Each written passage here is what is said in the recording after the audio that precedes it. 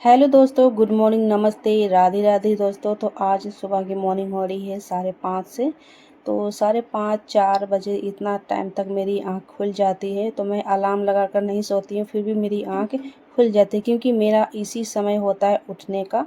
तो उठते के साथ मैंने गर्म पानी पी लिया है। गुनगुने पानी पीने के बाद मैं आधे घंटे के बाद सारे काम होने के बाद, जो कि मैंने सारे घर का डस्टिंग हो चुका है, थोड़ा बहुत जो है आज हम डीप क्लीनिंग करने वाले हैं। तो सुबह की नाश्ता भी मैंने जो है ना, नाश्ता बन चुके हैं। अभी 7:45 हो रही है समय, तो नाश्ता बनाकर मैं जाऊंगी। थोड़ी सी आज मैं करूंगी डीप क्लींजिंग, जो कि और थोड़ा सा मेरा तबीयत भी ख़राब है। देख सकते हैं, जब भी मेरा तबीयत ख़राब होता है तो यहाँ पर ना ओंठ के नीचे थोड़ा सा छोटा सा जख्म हो जाता है। तो बस मैं वही दिखा रही हूँ।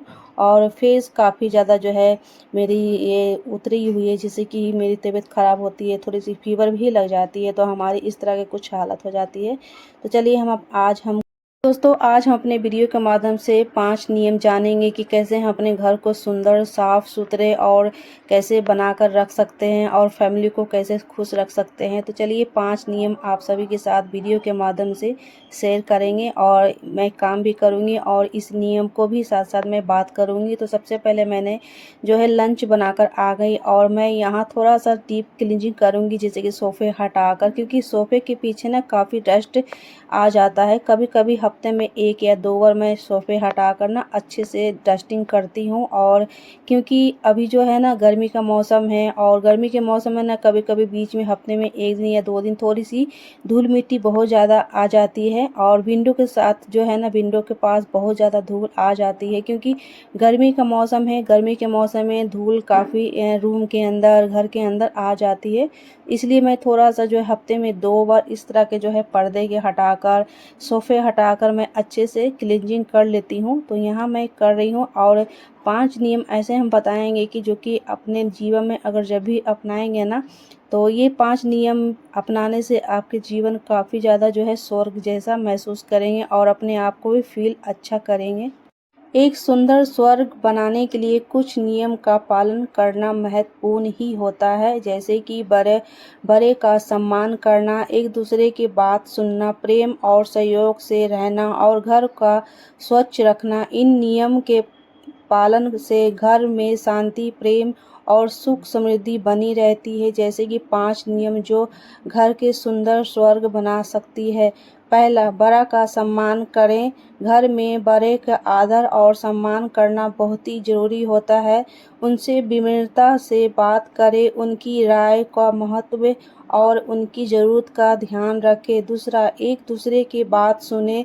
घर में सभी सदस्यों को एक दूसरे की बात सुनने की आदत डालनी चाहिए। इससे गलतफहमी और झगड़े कम होते हैं और आपसी समझौता बढ़ती है। तीसरा, प्रेम और सहयोग से परिवार के सभी सदस्य को एक दूसरे से प्यार और सहयोग से रहना चाहिए।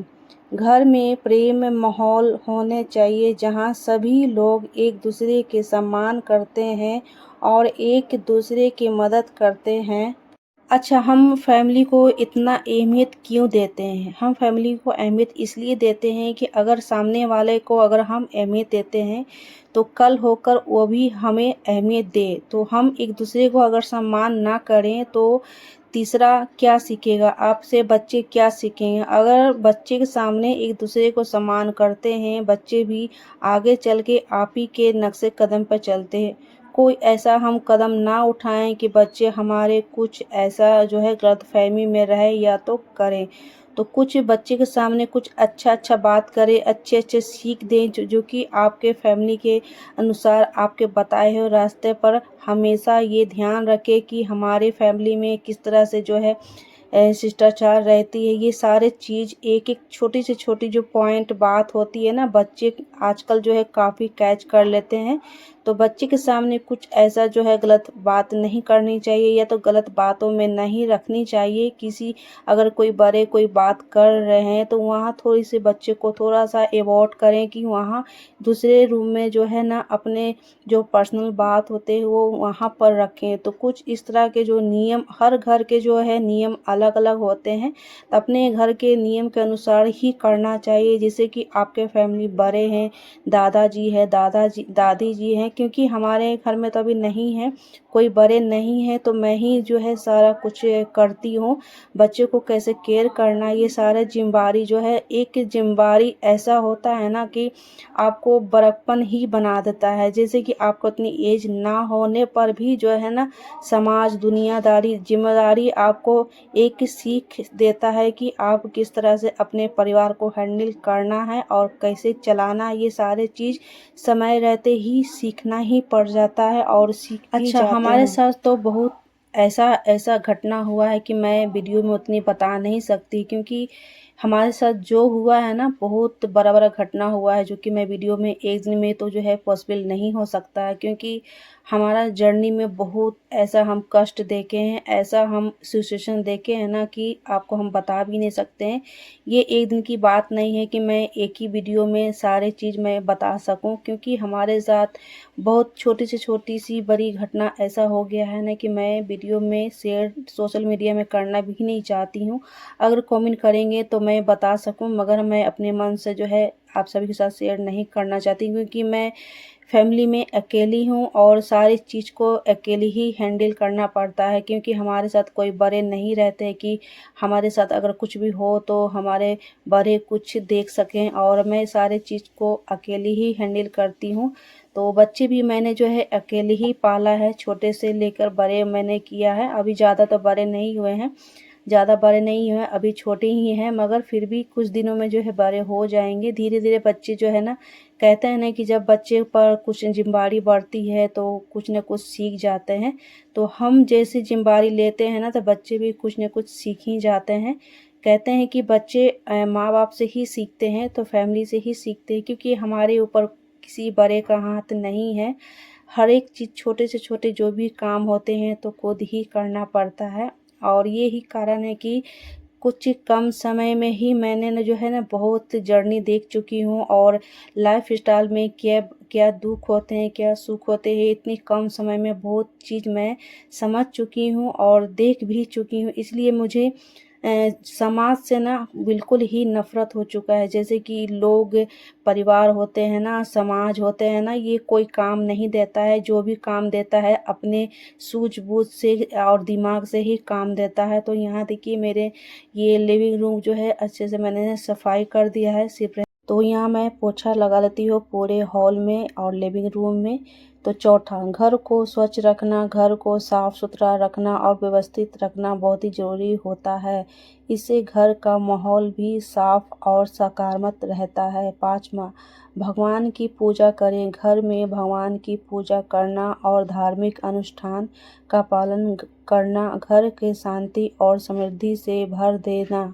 इन नियम के अलावा घर को सुंदर स्वर्ग बनाने के लिए और भी कई बातें हैं, जैसे कि प्रकृति से जुड़े रहना, घर में पौधे लगाना, बाहर प्रकृति में समय बिताना, प्रकृति के सुंदर का आनंद ले। कला और संगीत, घर में कला, संगीत और रचनात्मक के जगह देना। इससे घर का माहौल खुश नसीब होता है और सकारात्मक का होता है। खुश रहें, घर में हमेशा खुश रहने की कोशिश करें, हंसे, मुस्कुराएं और बच्चों को प्यार दें, बच्चों को प्यार और ध्यान दें, उससे बात करें, उनके साथ खेलें और उनकी शिक्षा का ध्यान रखें। एक दूसरे की मदद करें, घर के सभी सदस्य को एक दूसरे की मदद करनी चाहिए, जैसे कि चाहे वो छोटे से छोटे काम हो या बड़े से बड़े काम हो। दोस्तों, छठा में है कि हम सबसे पहले जो है अपने फैमिली को सबसे पहले हम ध्यान क्या रखना चाहिए। जैसे कि अगर आपके हस्बैंड ऑफिस जा रहे हैं तो उन्हें कभी भी भूखा ना भेजें, खाली पेट कभी ना भेजें, क्योंकि कहते हैं कि अगर घर से खाली जाते हैं तो हर जगह खाली ही खाली नज़र आता है। इसलिए पेट भरा हुआ होता है तो हर जगह आपको भरा ही चीज़ मिलता है। इसलिए घर से कभी भी अपने बच्चों को या तो अपने हस्बैंड को कभी भूखा नहीं भेजना चाहिए। कुछ न कुछ, अगर आप सुबह-सुबह नहीं बना सकते हैं तो कुछ न कुछ, जैसे कि मीठा, नमकीन, जो भी हर घर में रहती है, जैसे कि बिस्किट होते हैं, मीठा में होते हैं, कुछ न कुछ आप उन्हें खिलाकर ही घर से बाहर जाने दें।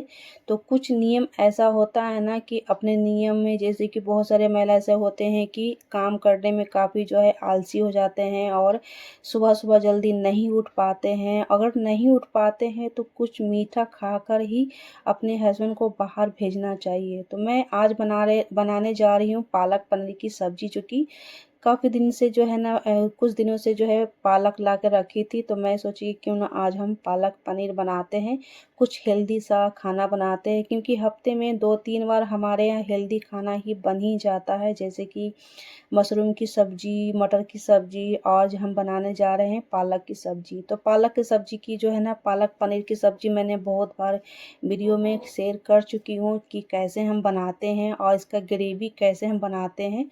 तो आज ये वीडियो में आपको इसी तरह कुछ मिल जाएगी। तो मेरा ये कुछ नियम मैं अपनाती हूँ अपने जीवन में कि हमारे बच्चे कभी घर से जो है बिना खाए ना जाएँ, और अगर जाते भी हैं तो आप उनके बैग में कुछ न कुछ खाने-पीने की सामान ज़रूर टिफ़िन में, बॉक्स में जो है लंच उनको पैक करके ही जाने दें।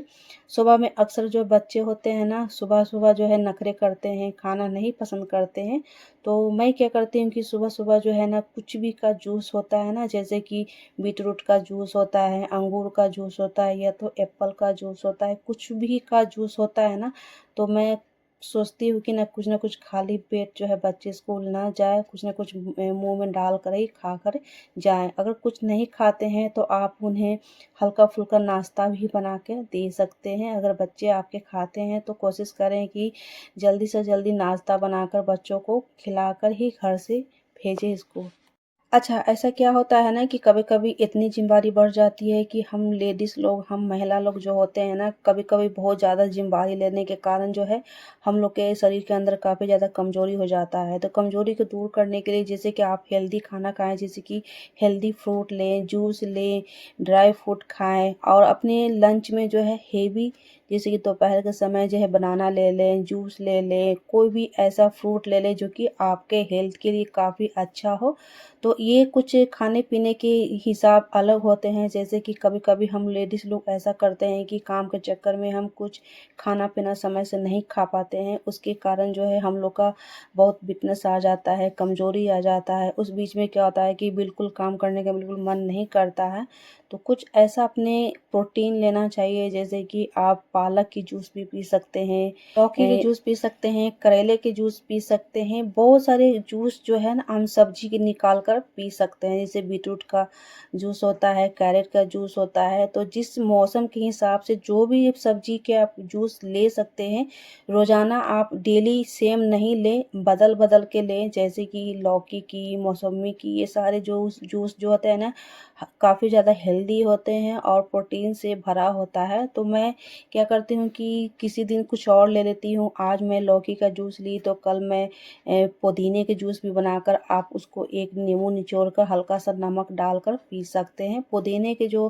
भी जूस होते हैं ना, वो बहुत ही हेल्दी होती है, तो थोड़ा-सा आप 2 चम्मच उनका जूस निकाल कर पानी में मिलाकर जो है इस तरह से दवाई के अनुसार, जैसे दवा खाते हैं ठीक उसी तरह आप सेवन कर सकते हैं। जैसे कि मैंने है जो है पनीर और पालक की सब्ज़ी बनाई है, तो ये भी काफ़ी ज़्यादा हेल्दी होता है, प्रोटीन से भरा होता है। तो कुछ सब्ज़ी को कुछ ऐसा ऐड करना चाहिए, जैसे कि हम लौकी की सब्ज़ी खाते हैं, तो लौकी की सब्ज़ी भी काफ़ी ज़्यादा प्रोटीन से भरा रहता है, और जो नेनुआ के सब्ज़ी होते हैं, उसमें चने डालकर हम बनाते हैं सब्ज़ी, उसका भी काफ़ी हेल्दी होता है। तो कुछ ऐसे जो हरे सब्ज़ी होते हैं ना, हमारे शरीर में काफ़ी ज़्यादा एनर्जी से भर देता है। तो कुछ इस तरह के जो है ना सब्ज़ी, हरी सब्ज़ी, फ्रूट, ड्राई फ्रूट, ये सारी चीज़ जो है बीच-बीच में आप बदल-बदल कर ले सकते हैं। जैसे कि भुना हुआ चना भी खा सकते हैं। भुना हुआ चने का जो सत्तू होता है ना, उसका भी शरबत बना के पी सकते हैं, जैसे कि हफ्ते में 2 बार या 3 बार।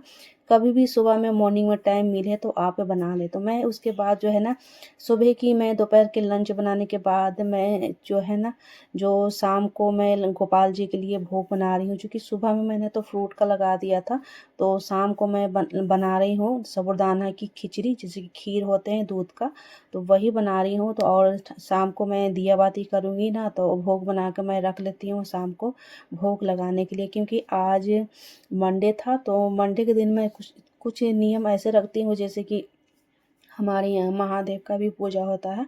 तो साथ में सारे देवी देवता को जो है मैं भोग लगाती हूँ। जो भी मैं शाम को भोग बनाती हूँ ना, जैसे कि चावल की कभी खीर बनाते हैं, कभी साबूदाना की खीर बना दी है, तो कभी मखाना की भी खीर हम बना लेते हैं। तो कुछ इस तरह का शाम की दिया बाती होती है, तो मैं भोग घर पे ही तैयार कर लेती हूँ। कभी सूजी का हलवा हो गया, बेसन का हलवा हो गया, तो इस तरह के कुछ मेरे शाम के रूटीन रहते हैं हमारे। देखिए, अच्छा क्या करते हैं, जैसे हम सुबह में भगवान जी को स्नान कराते हैं, भोग लगाते हैं, प्रसाद चढ़ाते हैं, जो भी आप करते हैं तो सेम शाम को भी करना चाहिए। सिर्फ फ़र्क क्या रहता है कि शाम को हम गोपाल जी को हम स्नान नहीं करा सकते, कम से कम नाइट ड्रेस पहनाते हैं, उनको वस्त्र चेंज करते हैं। और सुबह में जितने भी भगवान जी को मैंने तिलक लगाया है, तिलक शाम को जो है सारे श्रृंगार को हटाकर जो है धूप दीप दिखाया जाता है और भोग बनाकर लगाया जाता है।